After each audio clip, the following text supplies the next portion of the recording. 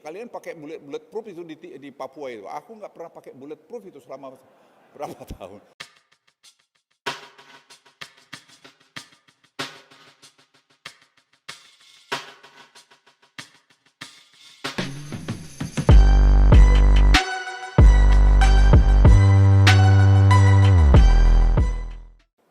Ya seperti saya lama 22 tahun saya di Kopassus. Ini saya jelek-jelek, saya pernah force speed di tim-tim itu. Force speed itu tahu nggak, orang paling depan patroli. Yang peluang saya mati dengan si prajurit saya sama. Saya ngalamin itu. Nggak ada bulletproof, sekarang bulletproof saya bilang sama Kasat itu. Li, kalian pakai bulletproof itu di Papua itu. Aku nggak pernah pakai bulletproof itu selama berapa tahun. Ya haleluya, nggak mati-mati saya bilang.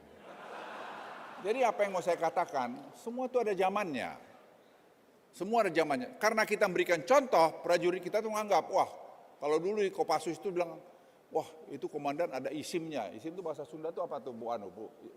Ada jimatnya gitu. Jimat apaan? Itu yang saya bilang sama Kasat, ada lindung tinjau, lindung tembak. Ada gerakan perorangan. Itu aja kau bikin. Sekarang ada kalian drones, ada director finder. Kau bisa menjejakin musuhmu. Sehingga sekarang operasi militer di Papua, hasilnya itu sangat bagus.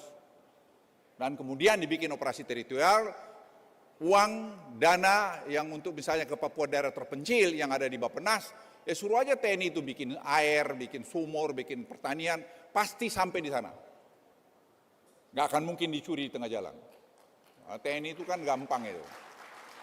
Ya kalau kau berhasil nanti kau ya sudah, kau promosi ke sana gitu. Ya udah, dia langkah tegap pasti kerjain itu. Jadi Bapak Ibu sekalian, ayolah kita sama-sama, kita kompak, Pilpres sudah selesai, jangan lagi ada nomor-nomor sana, nomor situ.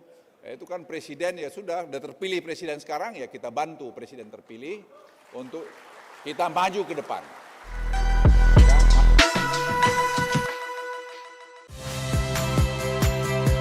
Saya Friska Clarissa. Saksikan program-program Kompas TV melalui siaran digital, pay TV, dan media streaming lainnya.